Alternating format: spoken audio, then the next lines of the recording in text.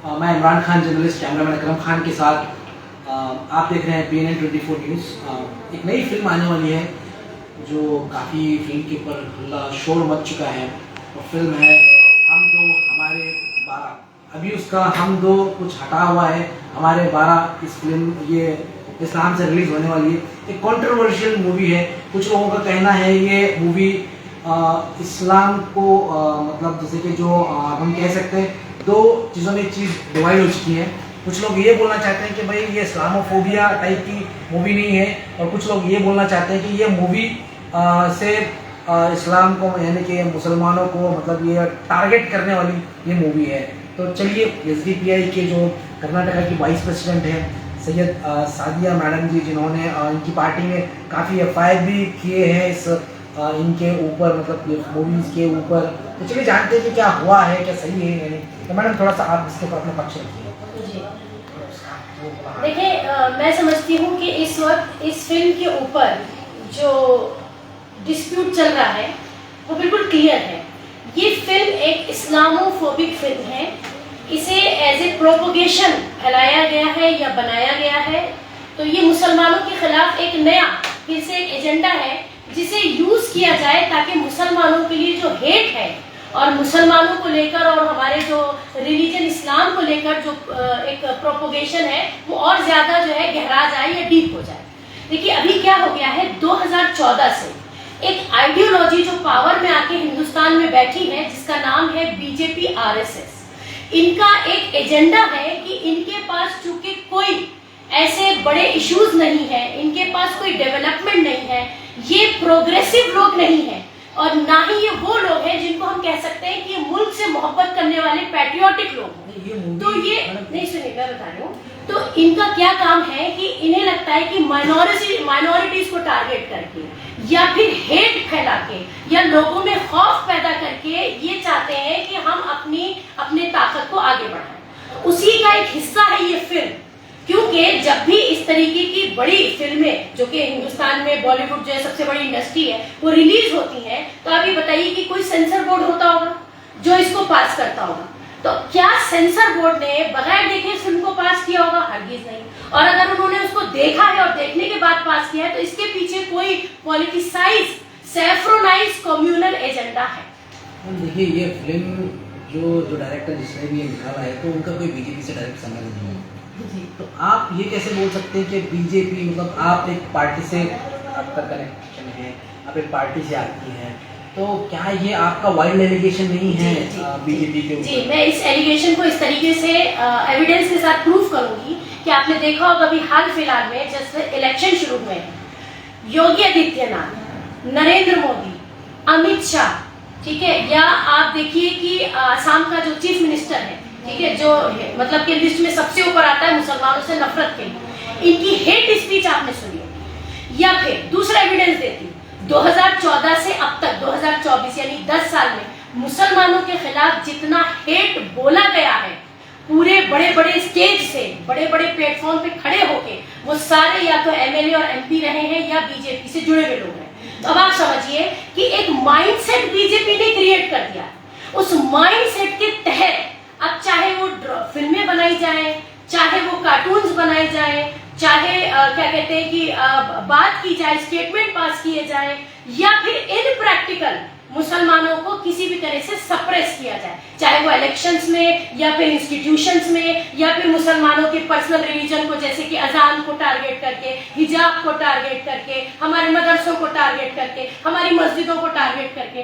तो देखिए, हर एक्शन का एक रिएक्शन होता है। जो एक्शन 10 साल में BJP कांग्रेस ने किया, जो उन्होंने बीज बोया, आज ये जो सब आप प्रोपोगेंडा और इस्लामोफोबिया इंडिया में देख रहे हैं फ्रॉम द डिफरेंट प्लेटफॉर्म्स, वो BJP वाले ना हो मगर माइंडसेट तैयार करने में तो BJP का ही हाथ है। इसलिए आज इतना डेयरिंग हो गए हैं ये इंस्टीट्यूशंस कि ये डर नहीं रहे हैं और इनको कोई लिहाज नहीं है कि ये एक कम्युनिटी को बार बार सप्रेस करने और उनके खिलाफ मतलब कि ये गंदगी फैलाने का काम कर रहे हैं। क्योंकि किसी को सप्रेस और टारगेट करना हो तभी रिलीजन को लेके, कुरान को लेके, कुरान की आयतों को लेके फिल्म बनाने का आप बताइए क्या तुक बनता था। तो सीधे सीधे टारगेट है एक कम्युनिटी। टारगेट क्यों है? उसके पीछे हेट काम कर रहा है। हेट कैसे काम कर रहा है? क्योंकि वो पॉलिटिशियंस के जरिए फैलाया गया। वो कौन पॉलिटिशियंस है? हम सबको मालूम है कि 10 साल से एक बड़ी पार्टी जो है वो काम कर रही है।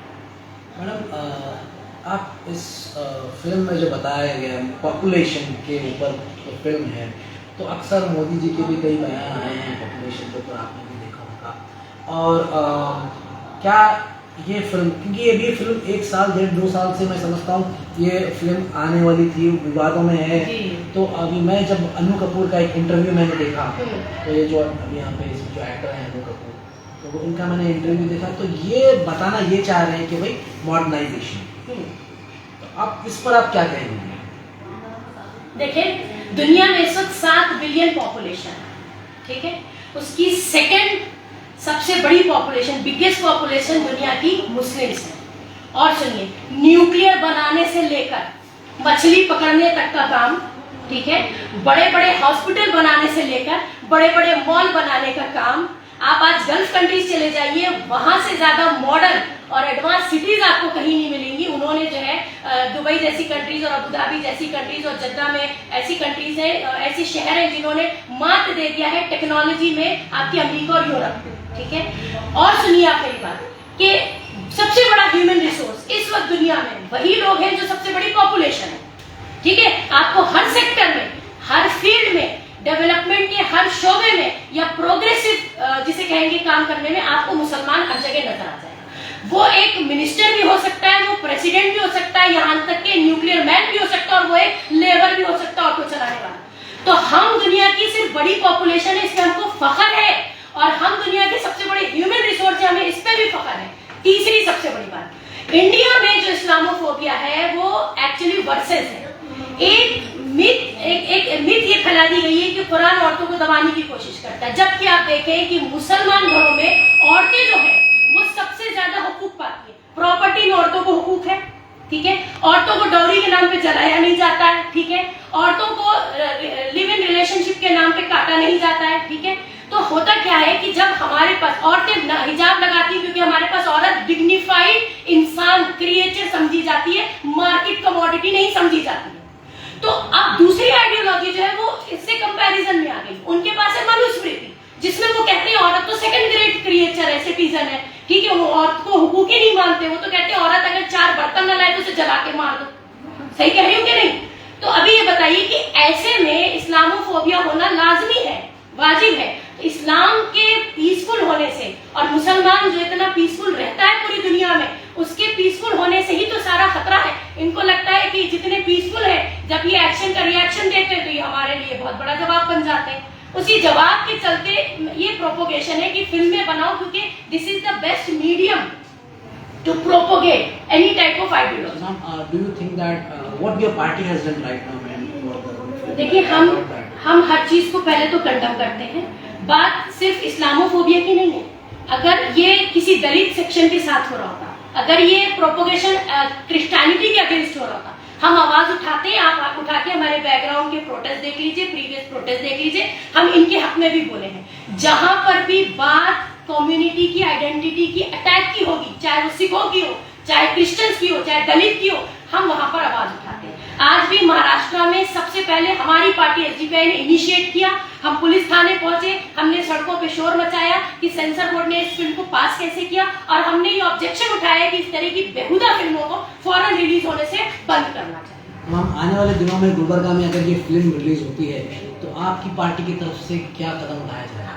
सबसे पहले ये कि हम जरूर इसके खिलाफ प्रोटेस्ट करना है, या बात करना है, या स्टेटमेंट देना है, या इसको कंडम करना, वो करेंगे। लेकिन हम एक सवाल भी करेंगे उन सेक्युलर पार्टीज से जो मानते हैं कि इस पूरे मुल्क की जनता उनकी है, वो सारे सिटीजन्स के साथ है, हर कम्युनिटी का वोट उनको इसलिए चाहिए कि वो कम्युनिटी के लिए काम करते हैं। तो आज जब वक्त आया प्रूफ करने का, तो ये सेक्युलर पार्टीज, ये सेक्युलर प्लेटफॉर्म, ये सेक्युलर लीडर्स कहाँ छुप के बैठे? सेक्युलर पार्टी का मतलब कौन सी पार्टी है? सबसे बड़ी तो सेक्युलर कांग्रेस ही है। और मैं समझती हूँ कर्नाटका में, तो आपने गुलबर्गा की बात की, मैं समझती हूँ अगर कांग्रेस सेक्युलर है, मैं चैलेंज दे रही हूँ, तो फिर कर्नाटका में ये फिल्म रिलीज नहीं होनी चाहिए। मैडम, ये तो बात हो गई। अभी गुलबर्गा से क्या आपकी पार्टी इस फिल्म के ऊपर एफआईआर दाखिल कराने जाने वाली है? है? जी हाँ, हम लोग पूरी कोशिश ये कर रहे हैं कि हम क्या ऐसा कदम उठाएं जो ठोस हो, स्ट्रांग हो, क्योंकि हम लोग हवा में बात नहीं करते हैं। तो हम अभी इस फिल्म का जायजा ले रहे हैं और लेने के बाद हमें इसमें जो कमियां नजर आती हैं हम फैक्ट्स और फिगर्स पे बात करेंगे, ठीक है। हम ऐसी क्या कहते हैं कि कोई ऐसा पॉइंट नहीं उठाना चाहेंगे जो किसी को टारगेट करता हो, बल्कि हम बात करेंगे कि जो इशू है वो अपने आप में कितना गलत है। इसमें कुरान की आयतों को भी कोट किया गया है, उसको तोड़ मरोड़ के पेश किया गया, उसका जो बहुत अच्छा माने निकलता था उसको बहुत खराब निकाला गया। देखिए एक बात सुनिए, हमारे पास हर हाल में औरत को एक इज्जतदार क्रिएचर समझा जा रहा है। I am repeating my statement, हमारे पास औरत कोई मार्केट कमोडिटी नहीं है। उसका सबसे बड़ा प्रूफ ही यही है कि हमारे घरों में हम बाहर जाएं या किसी के सामने जाएं, हमारे पास ना महरम और महरम तक का इतना ख्याल रखा जाता है कि कौन से रिलेशन हमारे लिए परमिसेबल है और कौन से फॉरबिडन है। हम दूसरी कम्युनिटीज के साथ फ्री मिक्सिंग नहीं करते क्योंकि औरत को इज्जत दी जाती है। तो जब बात इज्जत की आ जाए और फिर बात उस आइडियोलॉजी की आ जाए जहाँ इज्जत नहीं दी जाती, तो वहाँ इसी तरीके के मीडियम से, बॉलीवुड मीडियम से जो है प्रोपोगेशन स्टार्ट हो जाता है। थैंक यू वेरी मच हमारे चैनल से बात करने के लिए। आप देख रहे थे BN24 न्यूज़। मैं इमरान खान, जर्नलिस्ट, कैमरामैन अकरम खान के साथ। Thank you.